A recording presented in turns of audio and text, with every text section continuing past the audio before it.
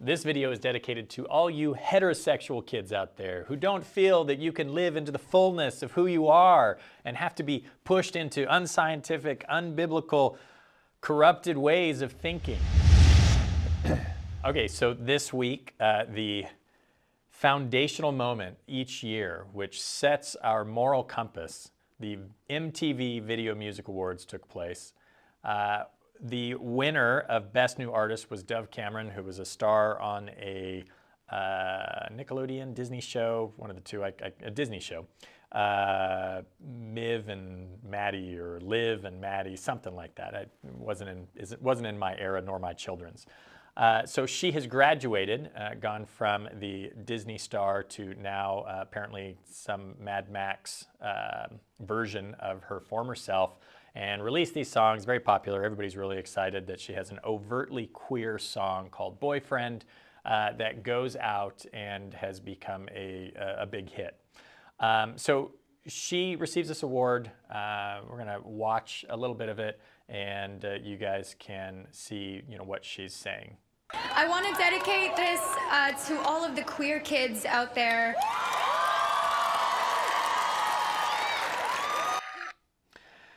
All of the queer kids out there, and this is one of the things that, just as parents, as human beings, like, we just have to be, realistic, right?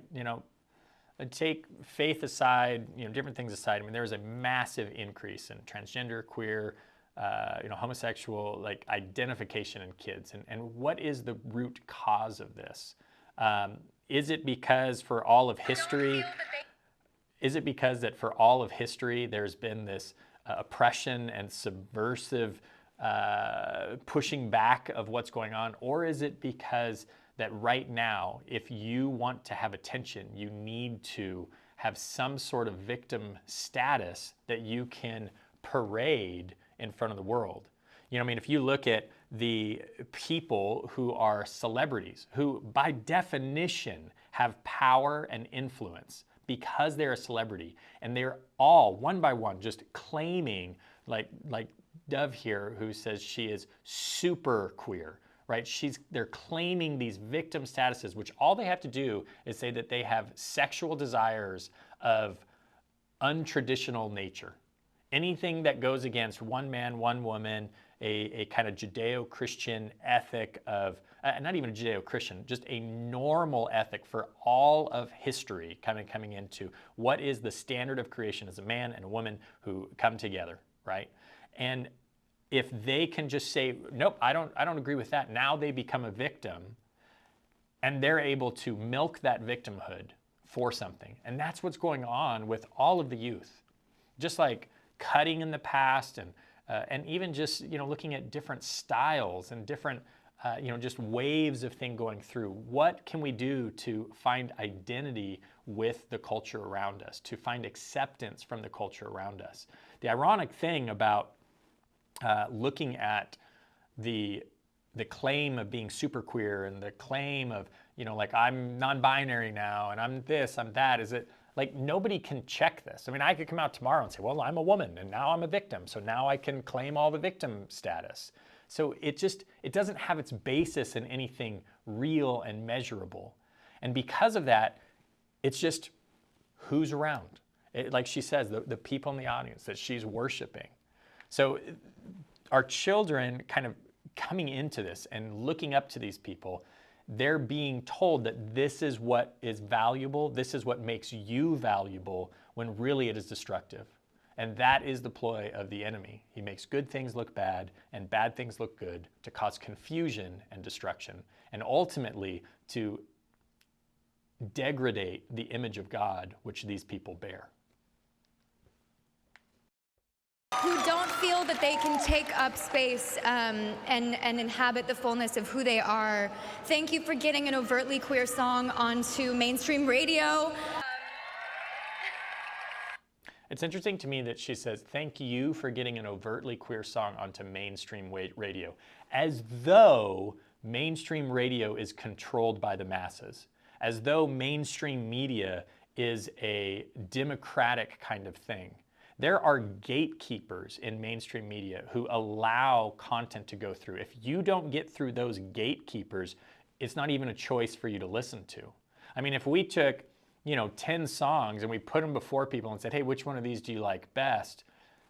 That is much more representative of a democratic process of like what rises to the top. But mainstream media is controlled by gatekeepers. 95% of content created that you're able to consume is created by 5 massive corporations that have their tendrils in government and medicine and pharma and all of these things. Like this, to pretend as though we choose what is in the mainstream is absurd and ridiculous.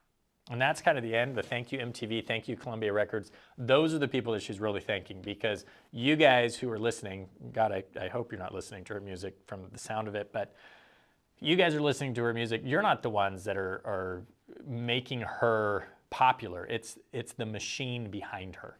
And it's just the working of, okay, we're going to get this thing that works. It's the topic of the moment.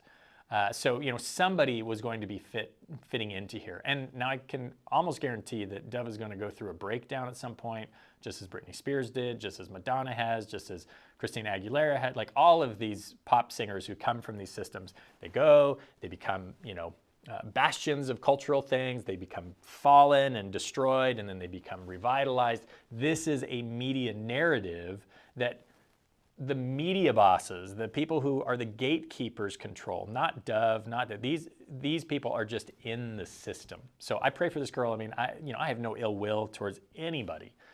I look at things like this and I just see the deception in it, the counter value to a biblical worldview and to what the Bible teaches about how God has created things. So looking at this, there's another article this week that was, or actually it was an interview on a podcast called Insider. And this was Daniela Monet, who was in a Nickelodeon show. So this is the Nickelodeon side of this. And she was revealing about, I think it's Dan Schneider. I don't remember his first name, but Schneider was a really successful producer at Nickelodeon. He did a ton of the different shows, iCarly and a bunch of different things. But she was talking about how on set, I mean, she was wearing things that she as a 33-year-old right now, she wouldn't even wear because they're just too sexualized. And this was a kids show, like pointed towards junior high or high school kind of age. She's talking about disgusting things that she had to do on set with like eating a pickle and lip gloss and just in being encouraged on set to do these things that were sexualized in nature and were being very subtle. And then just talking about the abuse on set that these producers and this machine behind was just like, verbally abusive and just a terrible situation. Now, she's very PC about it. She says, things were also very chill sometimes and like this back and forth. But it shows you this insight into the machine that is creating children's content, the machine that is behind this production of shows and characters and things for your children to consume through Nickelodeon and Disney and even PBS Kids and some of these other stations.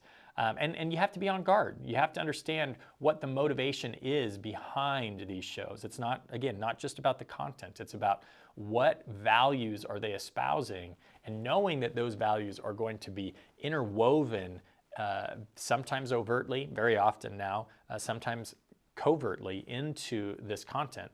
One of the reasons that there are so many characters like Dove from her Liv and Maddie or the show that she had on Disney, that take these, they get attached to the kids get attached to them. They're these squeaky clean, good kids, and then in the next phase of their career, they become, this just kind of like totally off the rails woke culture warrior.